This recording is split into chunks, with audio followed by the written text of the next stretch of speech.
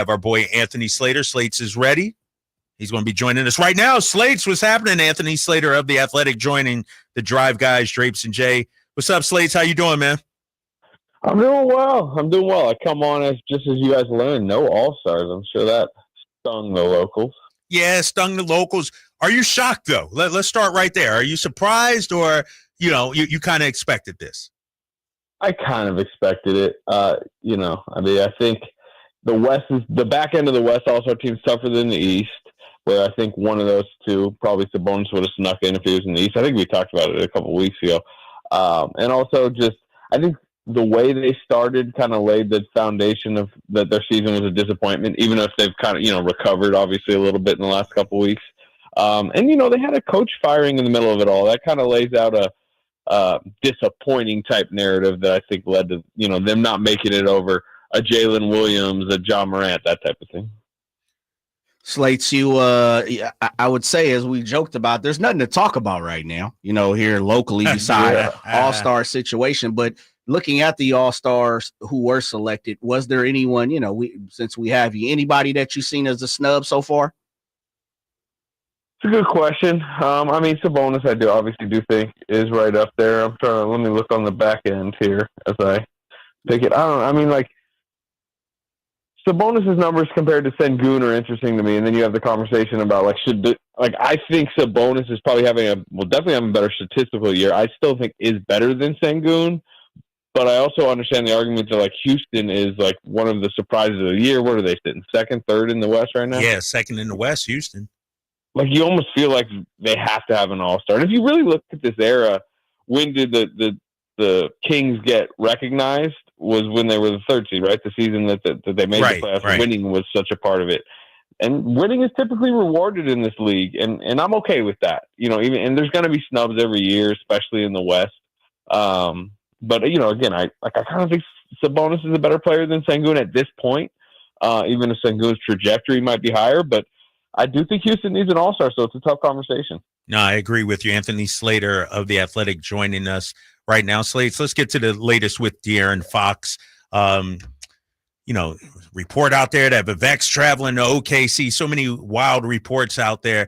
Set it straight. What do you know? What's the latest? What are you hearing out there? Yeah, they're having conversations. Obviously, Spurs chief among those conversations, but not just limited to the Spurs.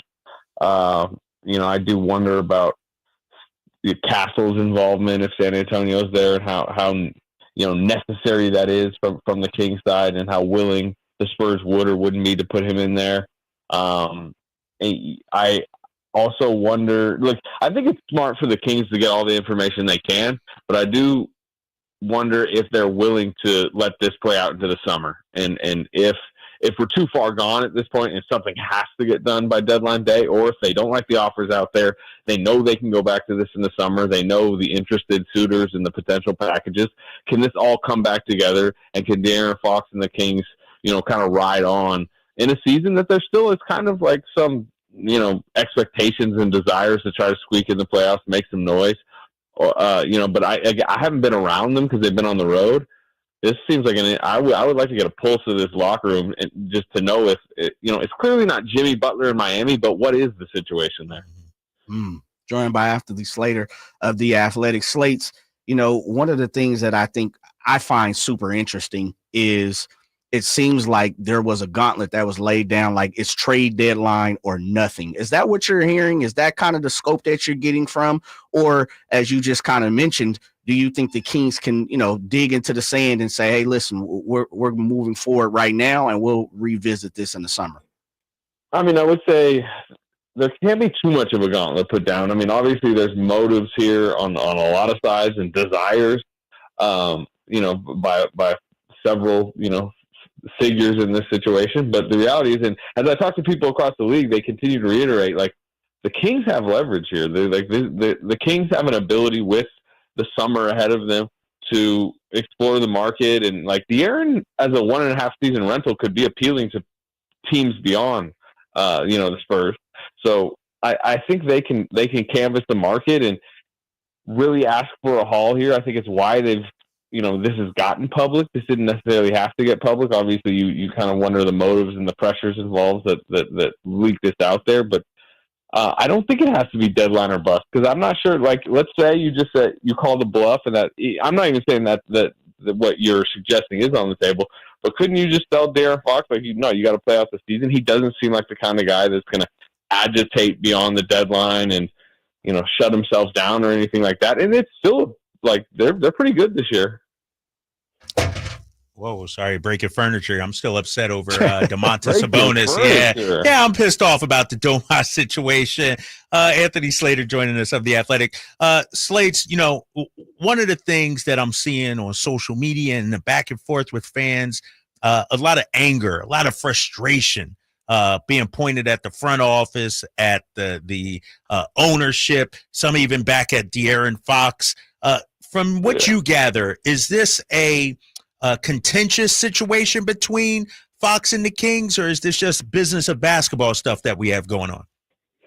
I think we were just slowly. The situation has slowly walked itself to this point where he signaled. This has been signaled. We've talked about it going back to the preseason. Me and Sam wrote something in the preseason about the fact that he hadn't signed the extension, and there was a lot of pressure on this season to win, but that he wanted to be part of a pretty clear perennial contender. And I don't think the Kings necessarily pushed all their chips in to try to make that happen. But also it's just the complicated nature of sports and trying to build winners, where I can understand the Kings, and even in this moment, not maybe wanting to fast forward and put all their first rounders in, for example, to try to win with this team, because there was always the chance De'Aaron was going to want to leave anyways, as is happening.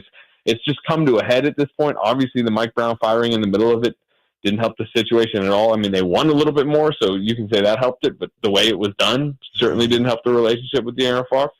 But it's at such an interesting point right now, because as the Fox negotiations are going on, they're having other trade talks. I mean, obviously the John Collins rumors are heating up, but even beyond that, and it's just, is it smart for them to trade, future assets to try to win now, while also potentially trading the star face of their franchise for future assets? It's like this seesaw that they have to decide on in the next week. And it's complicated. And I would probably suggest they pick a direction, even if it's uncomfortable. And to be honest, like if there is a Fox trade, I mean, I don't know where you guys are at, but should that trigger like a rebuild that I know would be hard for fans to swallow, for ownership who's kind of been a little bit all in on this era, and like the beams, and they're playing better lately, and just like all the good feelings of what the last two seasons have been. But you're basically, I guess, cementing yourself to the middle, or even a fading version of being in the middle, if you're trading your star while also still trying to win it. It's just a really tough spot. Slates, that's very interesting, because we talked about DeMar DeRozan, and would this trigger a move for him? As much as you're in the know, and maybe you don't have this answer. I found it super interesting in you and Sam Amick's article earlier, where De'Aaron wants a team that looks like a championship team. Do you happen to have the answer of what that resembles to De'Aaron or his camp, or to Clutch Sports, or whoever you're in the know of had the conversations with? Yeah, it's a 7'4" superstar. Might be French. I'm not sure. No, I think De'Aaron has a pretty, I think, grounded understanding of like who he is in the league, and I think him signaling San Antonio. I mean, you mentioned it, like this is not just this didn't pop up this week. No. We put the Spurs in the story even back to when Rich Paul was in town meeting with the front office, but like. If he's the 15th best player in the league, which, I think is probably on the top end, you might say somewhere between like 15 and 25, and he understands that, I think he knows that he needs somebody to really contend the way he wants to, and to get the accolades, the All-Star games, and the All-NBAs that he wants to, and championships, like I said. He needs somebody like pretty significantly better than him, right? And that's Victor Wembanyama. It's not necessarily Sabonis. Sabonis is awesome, but he's kind of in that same plateaued range. You'd probably say in the 15 to 25 range. And I think if we were having just like, cold-hearted conversations about it, or, just business conversations about it, I don't know that those as your 1 and 2 are true NBA championship level. Like Jamal Murray needs a Nikola Jokic. And I think Fox is not in that MVP, that top 5, that top 7 player in the league that can just be the clear-cut number 1 on a title team. And if he understands that, I mean, I think we don't need to just talk about, how exactly the team is built around him. I think the reality is I think he's seeing an emerging, potential NBA great in San Antonio, who is already, like, Wembanyama just made the All-Star game, and he's the youngest Spur ever. He's going to be an MVP candidate probably, for the next several seasons. Like, go attach yourself to the hip with him. Go win a couple NBA titles potentially. Like, there's a lot that comes to that, and I kind of get it as a career move. Anthony Slater, last question here, Slates, for you. We got a week to go to the trade deadline, and fans are like, man, how come we haven't pulled the trigger on John Collins? Where's Cam Johnson? Like, I guess how much criticism should be placed in Monty and Wes and Paul's lap for the lack of moves, and could that change here within the next week, do you think?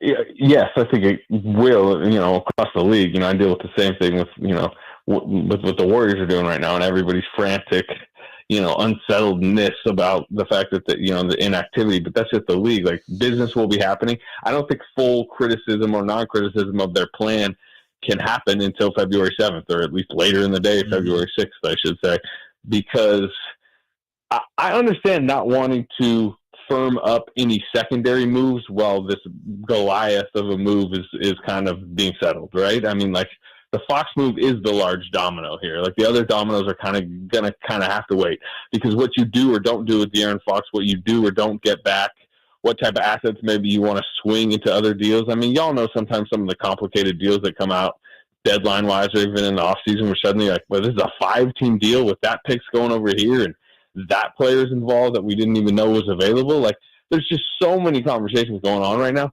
that I'm not sure it's wise for them to, like I said, firm up a John Collins move that might have a future pick going over here where, 5 hours from now when you decide to do something with Fox, you're like, well, I kind of wish that move doesn't make sense in conjunction with that move. So as far as to your question, or, maybe the angst from the fan base, it's just an angsty time around 30 fan bases right now, because this is one of the 3 checkpoints, free agency, draft, and trade deadline, that front offices have to make really pivotal long-term decisions.